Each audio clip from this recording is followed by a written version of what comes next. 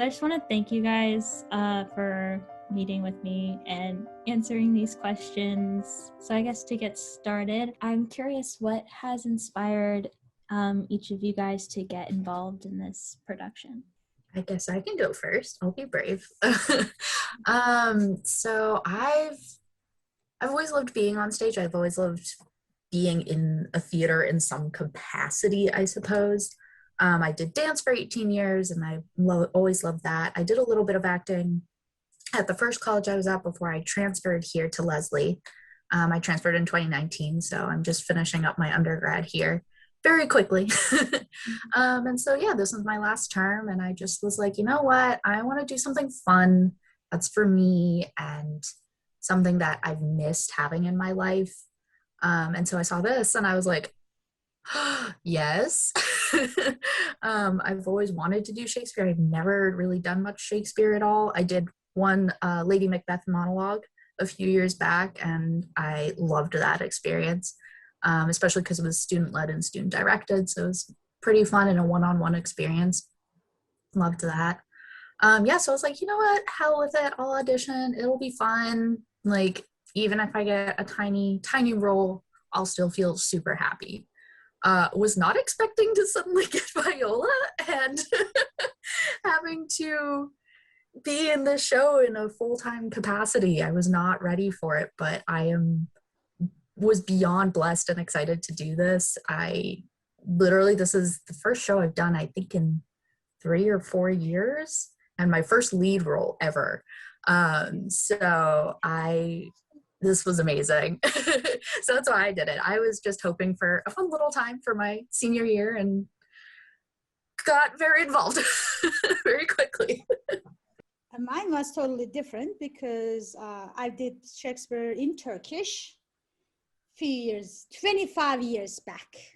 So as old as your age, guys. And when I moved few countries and I came here, I've been told because of the accent, because of everything, I cannot be on the theater, especially in the leading roles. So I was like, okay. And when I start taking this class, I'm like, oh, you know what? Why wouldn't I do that? Let's try. Let's audition. See, I'm just going to get the servant, probably less speak, maybe tree, you never know, but I will be the best tree you ever see.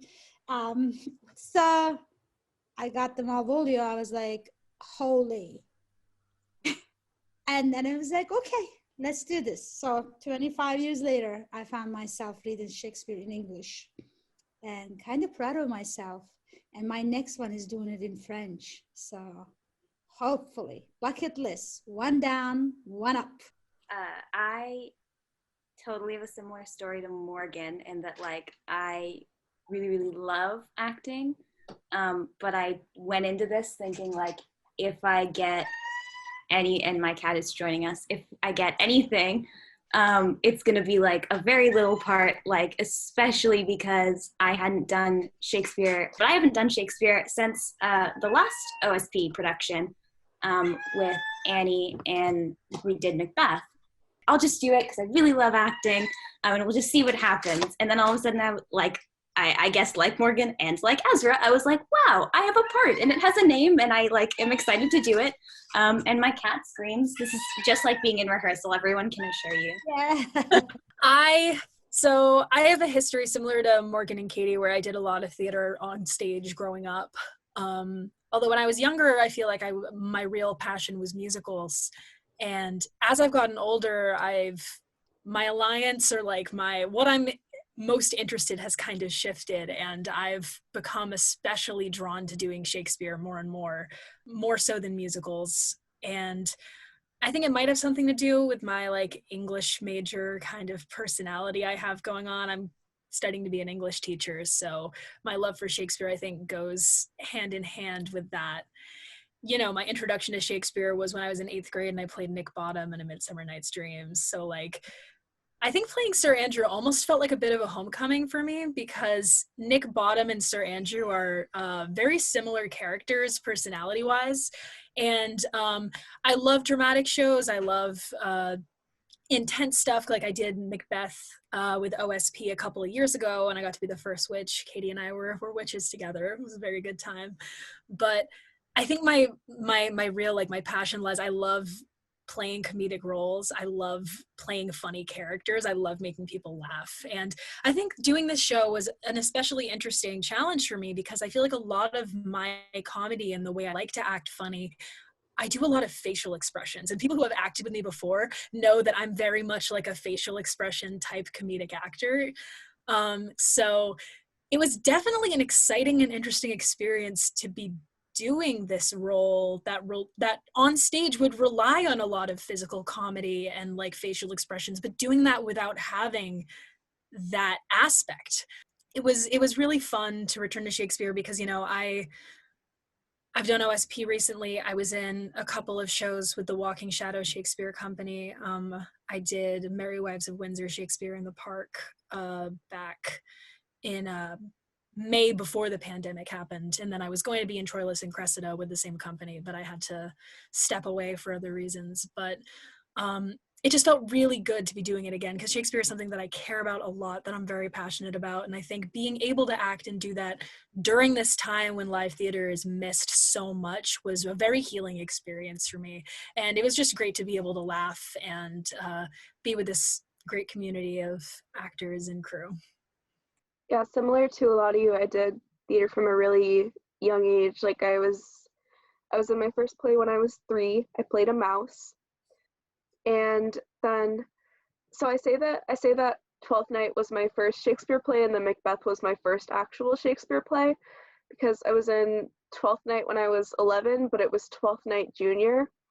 So it was Twelfth Night, but like in how we speak today. And I played Olivia, and that was my first Shakespeare play. Then my first real Shakespeare play when I was 12 was Macbeth. So I went from being like the 11-year-old with the little kids to the 12-year-old with like the teenagers. And then I was like, oh, I'm grown up. And then from when I was 13 to when I was 18, pretty much I exclusively did Shakespeare, because I was the theater program that I was in, it wasn't connected to my school. They're a professional Shakespeare theater company that has like a youth program, and that's where I did everything. Obviously, when I came to Leslie and I found out there was group that only does Shakespeare plays, I was like, okay. So the fact that we did Macbeth and Twelfth Night, my first actual Shakespeare play and my first Shakespeare play, is kind of funny. So like obviously I came from Macbeth. For Macbeth, I wasn't expecting like Azra, I could play a tree and I'd be the happiest little tree you ever did see. Then I ended up being Banquo, and for this one, I mean, so I'm also in the musical right now that Leslie's doing, because I'm a masochist and I like having no free time. And I had a small part at first, and then Grimmy said, "Hey, do you mind understudying for Antonio?" And I was like, okay. And now here I am.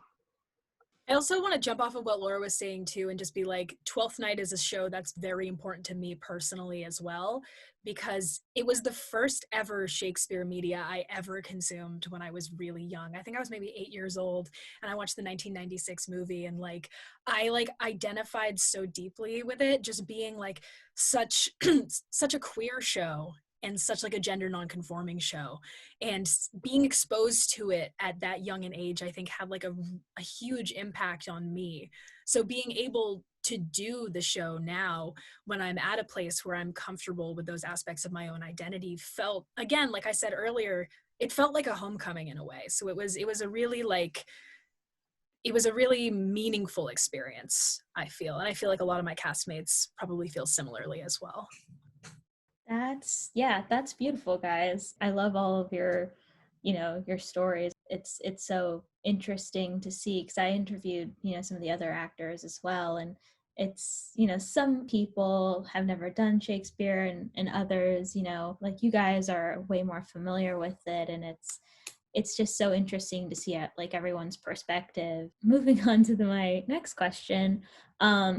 So with live theater, and just with every production in general, especially Shakespeare, there's always something, new being brought to the table, some sort of interpretation that, each of the productions tried to display. Like I know I will go to Shakespeare in the Park here in Houston, like every summer. It'll be like something new and it'll be set in the 60s, or like, I'm curious what new things you guys are bringing to the table for this production. I think we're all on the same page because we've been talking about this a lot, but sure, yeah, that we're going the same place. I'm gonna interrupt my twin here to say it's very gay, and we're all very gay.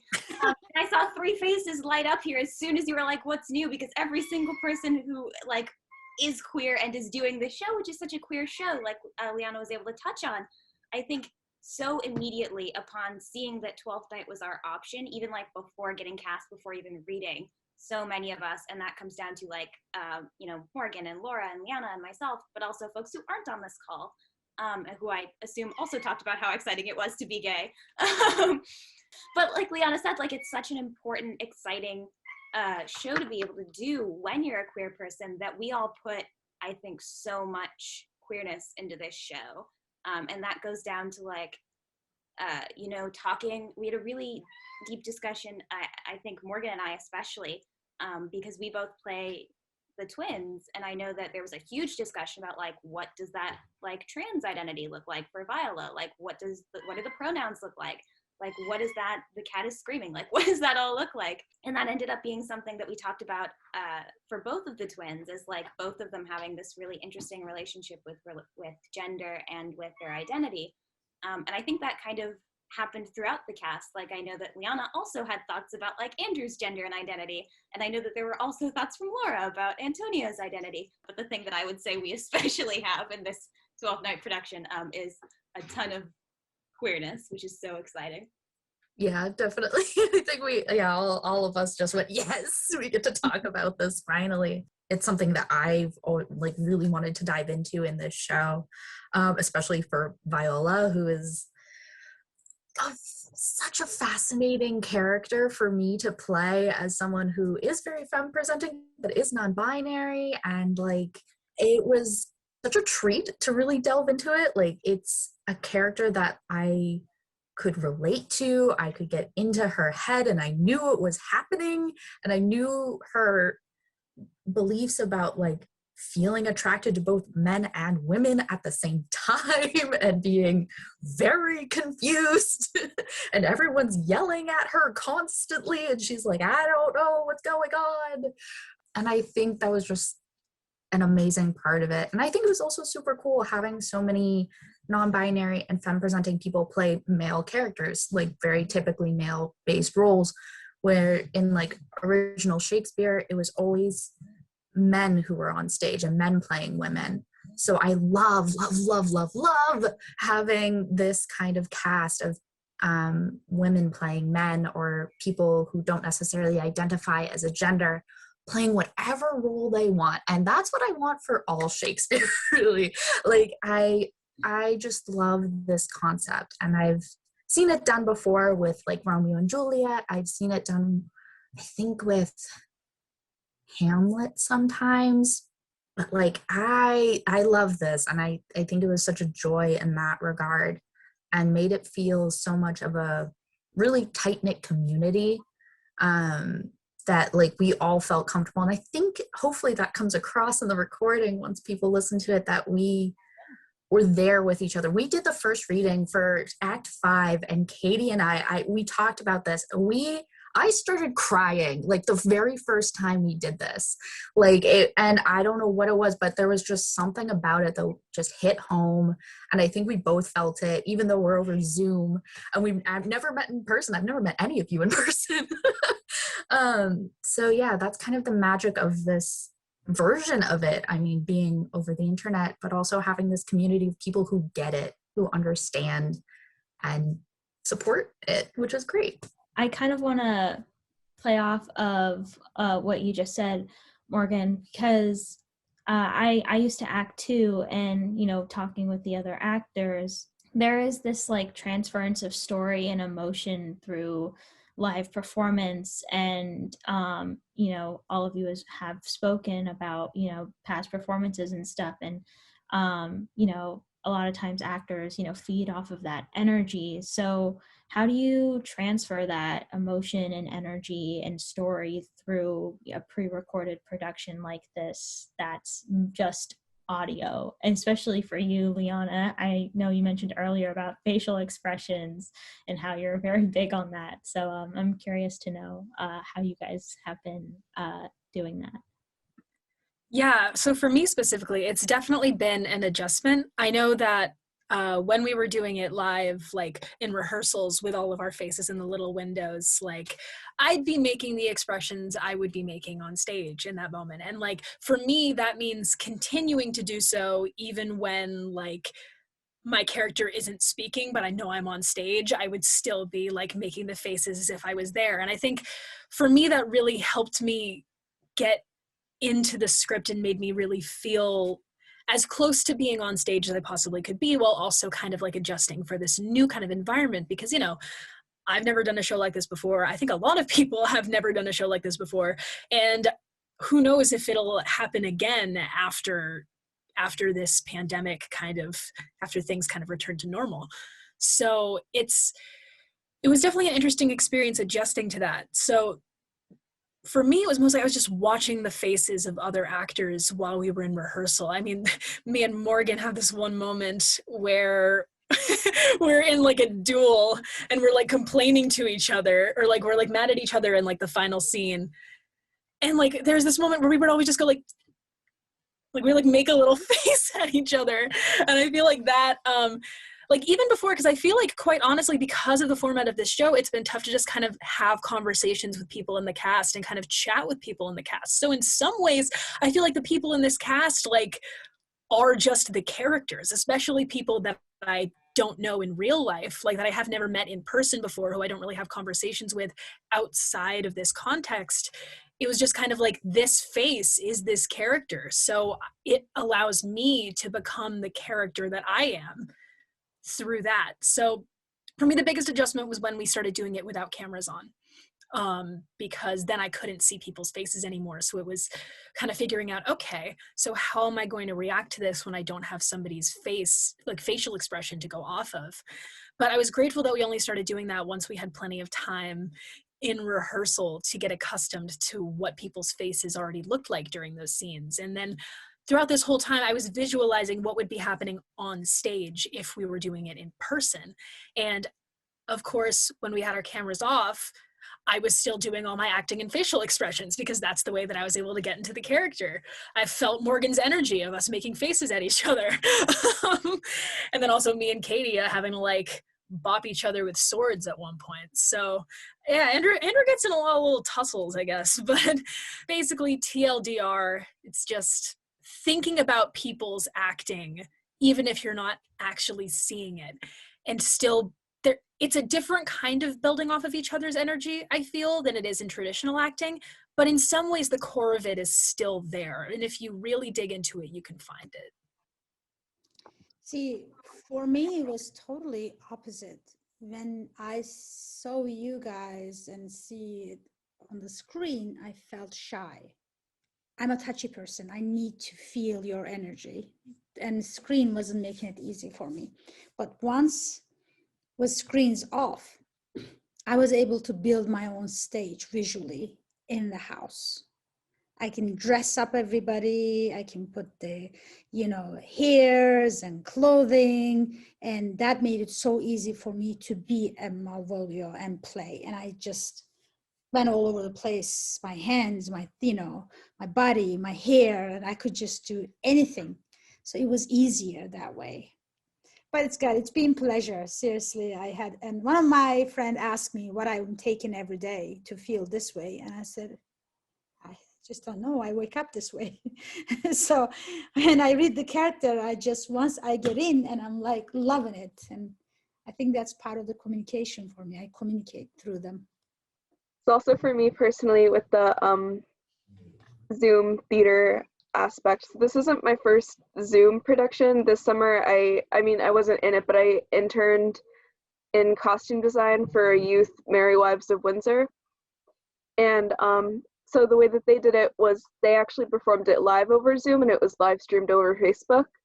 And then we had just like pre-recorded songs and interviews. So it was like changed from Merry Wives of Windsor to the Real Housewives of Windsor, that kind of style. so at the end of the program, the kids were saying like a similar kind of thing, where it's like, obviously it's hard to connect through the screen, but then there are people that you already know there, like going in, I already knew, like just in this call, I already knew Liana and Katie and Alia. I met you before. But then there were people I didn't know, like Azra, I didn't know you. Morgan, I think we were in a Zoom call together once. It's interesting, just the the relationships that I think can be formed over Zoom. Like I remember there were two girls in the program who had never met before in real life, but by the end they were best friends. They were like best friends. And like those of you that I have met in person, obviously I adore you just as much as I ever did. And those of you that I hadn't met before in person, I mean, you're all wonderful, and I adore you all. You're wonderful. Thank you. And to Laura's point, I think like the fact that we had such a wonderful cast, I guess to everybody's point, the fact that we had such a wonderful cast, I think really made this doable in a way that it might not have been if we had just like randomly picked some people that we just like weren't gonna mesh with. Like I think it just happened that, like Morgan said, like we read 5-1 for the first time and I also cried and they cried. Like there was a lot of crying. Like I know that a lot of scenes where people like finally found that moment where you could tell that it had clicked, like that was just 100% down to those actors like really being incredible, because it's a wonderful cast. It's a great cast. Those were great answers. Yeah, because honestly I'm so, like I said, I'm gonna say this a lot, but I'm very excited to see what all of you do, because it's just, I think it's such a cool and unique experience as well. Like it's sad that, you know, you all can't really do this in person, but at the same time it's like, oh, something new. In terms of each of your roles, what was like the most challenging part, you know, for your role? Was it, you know, is it linked, you know, to that connection that we, you know, just talked about the previous question, or, you know, because you guys had said before that, you know, a lot of you have done Shakespeare before. So, you know, is it like easier to get into these characters because you're more familiar with the language, you know, or were there other, you know, boundaries and you were like, this is very hard and it took you some more time to, you know, get into each of these characters? I mean, I'll say that I think the easy answer for who's on this call, who's a dude, everyone but Morgan on this call, would be for us all to say, it's so hard to play a man, my goodness. But like, if I'm honest, I don't know that that's actually the case. I would say like the being used to the words, like once you're able to find who the character is, regardless of the like fancy words they're using to say it or the gender they're presenting with, I think like once you're able to get to the core of that character, you're really able to like find what that feels like, right? So you know, Malfolio is a dude in text, you know, Antonio is a dude in text, Sebastian is a dude in text, Andrew is a dude in text, Viola is who knows in text, right? Viola is shrug in text. But like there are these cores to these characters that we all, I think, were really able to find, which I guess is less of an answer about what was like complicated about it and more of an answer about what was fun about it. But like the complicated parts, I think, are the fun parts, right? So like while you could be like, you know, the language is so hard, it's hard to play a guy, like it's hard to, you know, play against romantic leads who you aren't super familiar with, or maybe like there are people who played, we have like I know you already talked to Juliana, who was our wonderful Olivia, who is straight as can be and did wonderful, wonderful romantic scenes with both Morgan and I. Those complicated pieces, like playing a character who doesn't exactly match up to you, are the fun parts that make Shakespeare and acting as great as it is. That's true. I agree with you. When I read the text and I'm like, what does this mean? Have I learned English at all? what did I get myself into? Get out, those are my thoughts, okay, as I am reading.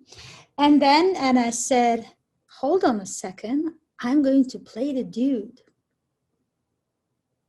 And then when Anne said, here and there, high pitch, I wanted to say high pitch, and I was, Anne, you forget, I'm a woman. Of course I'm gonna have that high pitch, but I'm like, hey, that's fine. Let me see if I can change that. So everything that I went through emotionally, I felt like this challenge is actually fun challenge. It's nice to be on the other side and explore the character. So other than pronunciations of the words and as English as my second language, I was like, okay, I am 45 and right here, 20 years later, I still cannot pronounce this, but I had so much fun. Yeah, I think going off of that, like the whole conversation of gender playing into this, I think for me I think honestly looking back, I have played more male roles than female roles. I'm very tall, which of course doesn't translate over a screen. So I've played a lot of men. And I think for me personally, gender doesn't really inform the way I'm going to be playing a character unless gender is crucial to that character's kind of identity. So I think for Andrew, the way I kind of looked at it, like, of course, like in text, he's a man, but I try to play a lot of characters very fluidly in that kind of way. And for me, honestly, the biggest difficulty about playing a character like Andrew is that when a character has almost entirely comedic purpose, it's hard to find an internal kind of more serious kind of personality and understanding of who this person is underneath, just like the jokes, which of course, I love the jokes. I like I said earlier, I love doing comedy. I probably prefer it to drama. But if you want that character to feel real, they need to be more than just somebody who says funny things. So it was really about the difficult challenge there was finding Andrew's personality without being able to explore that on stage in a space with other actors and having to do it at a desk in my childhood bedroom, which is definitely not a place where I've done Shakespeare before, unless you count reciting monologues in the mirror when I was 18. But like, it was definitely interesting to explore a character like to such an extent that I did effectively, like in a physical space alone, because I feel like that's not something I've done very much. And I feel like in some ways it made it more difficult, but I feel like in other ways it made it so that I was able to more like deeply and intrinsically kind of like explore who this character was in relation to myself. And I'm really grateful for the experience that we had there. And also, I don't know, Andrew's just a funny guy. I love playing someone who doesn't really have a whole lot going on up there all the time. Oh, yeah, it's tricky because so much of this character that I deeply identify with, for sure. I think that was not the hard part with diving into this character at all for me. I think I talked a little bit about this, I don't know in any of the rehearsals, but definitely in class. This character resonates so hard with me when I was 18, which for me was a while ago, only 6 years ago. And so much of my experience was very similar to what Viola went through when I first went off to college, which is kind of funny. And I related this story very much to my own experience of, realizing my sexuality and exploring and being on your own for the first time in your life. And so that was not the hard part, but the hard part, was taking myself out of this space that didn't really know that part of me, for sure. But truly this whole show is my escape and something that has made me feel so happy. And like a few weeks ago, my life kind of fell apart for a little bit there. And this was really a way to ground me. And going into rehearsals and seeing everyone and feeding off of people's energy, I was like, okay, this is fine. It's fine. You don't have to think about anything else right now. You just have to be in this little tiny box and focus on your lines, and that's it. So definitely, yeah, the environment space part of it was probably one of the trickier bits. I think also for me personally, my monologues were really hard. Azra, I don't know if you could also speak to this, but like you have extremely long monologues. Mine are very short, but it's honestly so much harder to be on stage saying lines that you're supposed to have meaning behind, but without anyone else's energy. I think that was the hardest part for me. And I think because it was so internal, it's this person's thoughts and reactions to what just happened.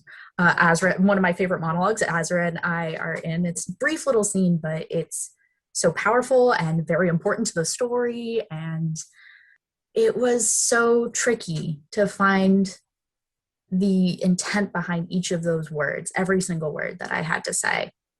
Yeah, I don't know. It was interesting to try to figure out, what am I saying here? What am I actually saying? Because when I'm speaking to someone else, it makes sense. I'm saying this to someone else. I'm saying a love scene. I am saying, please don't kill me, Liana. Promises. I'm just kidding. Our reunion scene between me and Katie, like, we know what we're saying to each other in those moments. It was, so I think that was the hardest part for me was, yes, spatial environment being very tricky, and also having that internal monologue outward. It was really interesting.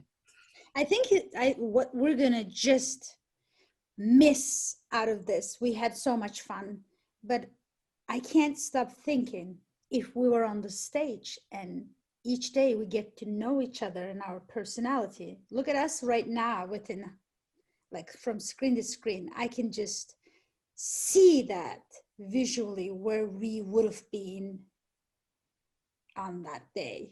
It would have been full energy. It's just, and more creative, and there would be no, what are we doing here? Because it would have been natural. There's something feeding off of other person's energy. And when it comes to screen, we're just learning that right now. How do you do this here? Then you look at face to face, but I can't touch you. I can feel you.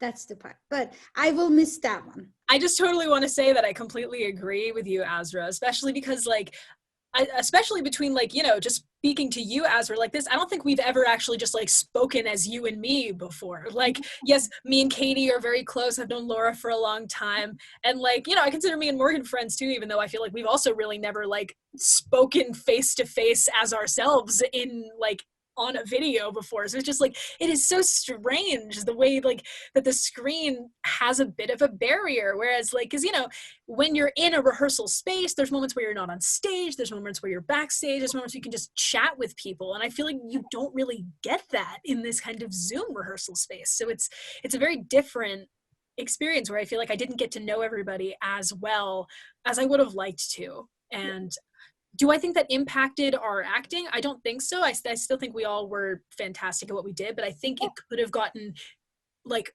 even better if we had been able to build those, like, personal connections in addition to our character connection. Going off of what both of you are saying, I mean, yeah, definitely with Zoom, both like rehearsal and Zoom school, I mean, you don't get like that extra like bonding, hanging out time that you do with being in real life. Like, I remember after rehearsal for Macbeth, we'd all like get food together. We'd have a good time. I remember backstage at Macbeth, Liana and Sam, who played Lady Macbeth, would sing Love Shack every night before the show. Yes, we would. It was like such a good time, and I feel like both in class and at rehearsal, you get like to actually like talk to each other in like intervals. Like, you get to talk to each other before class, you get to talk to each other after class, you get to walk to class together, you get to walk back from class together. But then you don't get that through Zoom school or Zoom rehearsal. Like, we have the chat where it's like, I like the chat personally, and that's one thing I'm gonna miss when we go back to in-person school, because the chat's a good way for me to say all the stupid little things that pop into my head without interrupting the entire class. Oh, so sorry, going back to your question, for me, I think the hardest part of Curio, at least, was he just has so few lines, Yeah, and then so it was hard because I have all these thoughts for who he is, but I can't really communicate them with so few lines. And then for Antonio, I think the hardest part was obviously just that like I had so little time. Like I think I only had like a week, and like I mean like most of Antonio's scenes are with Sebastian, and Katie is my friend, so it would have been harder if Katie was a random person who I like had never met before. I guess to speak briefly to that, not to turn this into like all of us celebrating each other, which it already obviously is.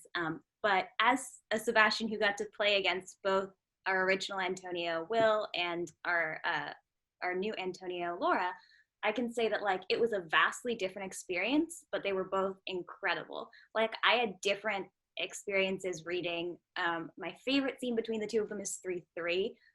Which isn't going to mean anything to anybody who doesn't already like know scene by scene, who isn't like the people on this call who are like, yes, of course, 3-3, I was in rehearsal. But 3-3, which you can have so many different like reads on, and there are so many different ways that those lines can happen against each other. And I got such a different vibe for that scene from Will and from Laura, and they were both so fun. So like Laura came in last second, like really rocked this, incredible, since she literally, like she's saying, had a week. But like there's no, like I would say there's no even competition as somebody who's been in scenes with both of them. Like they're just equally incredible in incredible opposite ways. Again, I've said this like for every question, but I'm so excited because all of you are so talented, and I'm just getting this from like, again, these interviews, but like all of you guys have built this, beautiful community, and even though it's like online, and you guys have worked so hard, so I'm very excited. And I want to thank you so much for answering these questions and for such an amazing interview. And I know some of you from like past classes and stuff, but it's been so nice to meet all of you, and I hope that we can totally chill and meet one day in person. And thank you for sharing your stories and for telling these stories.